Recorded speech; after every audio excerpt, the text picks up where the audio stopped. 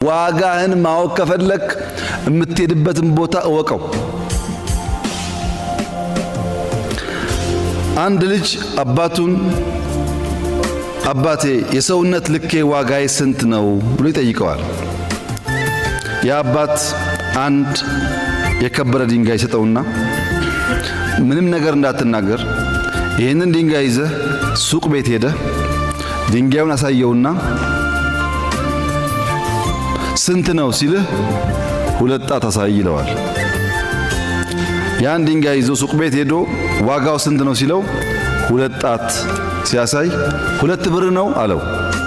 መልስ ሳይናገር ድንጋዩን ይዞ መጣ። ለአባቱ ነገረው። አልተናገርኩም፣ ሁለት ጣት አሳየውት ሁለት ብር አለኝ አለ።